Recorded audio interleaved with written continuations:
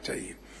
अभी अभी विगत 10 सालों में लंबे समय से देश आतंकवाद, वामपंथी उग्रवाद और नस्लीय हिंसा की आग में झुलस रहा था।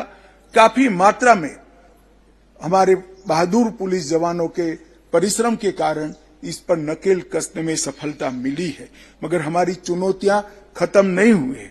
Organised crime, cyber crime, interstate और international financial crime, interstate gangs, ये ढेर सारी नई चुनौतियां आज हमारे सामने है।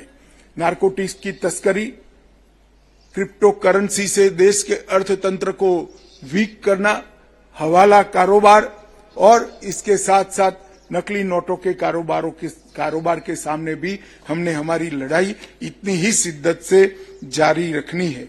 आज मुझे विश्वास है कि आप सब यहां से जाकर इस लड़ाई को और मजबूत करेंगे, नेतृत्व प्रदान करेंगे और नई दिशा भी देंगे।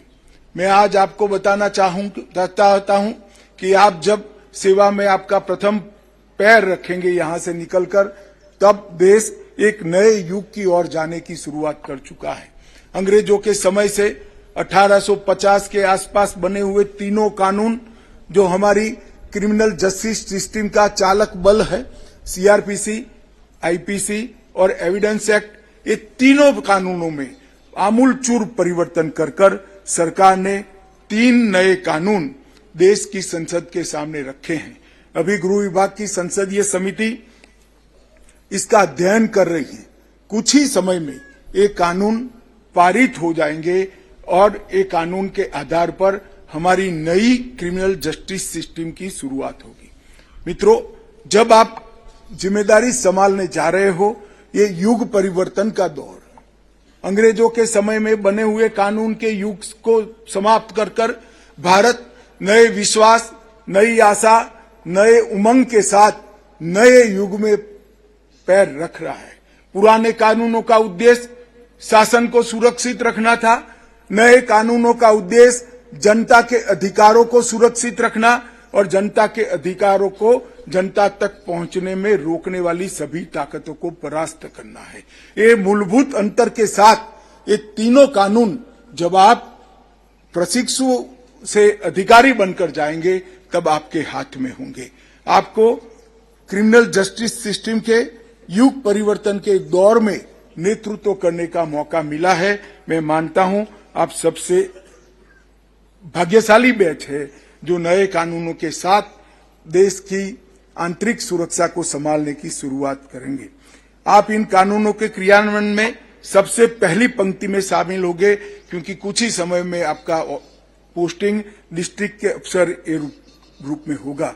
तो जमीनी स्तर पर इसके इम्प्लीमेंटेशन में आपकी सबसे पहली जिम्मेदारी होगी। आपकी जिम्मेदारी है इन कानूनों को लेटर एंड स्पिरिट में लागू करना, इन कानूनों की स्पिरिट को ढंग से समझकर जनता को उससे सुरक्षित भी करना है और उससे उनके अधिकारों की रक्षा भी करना है।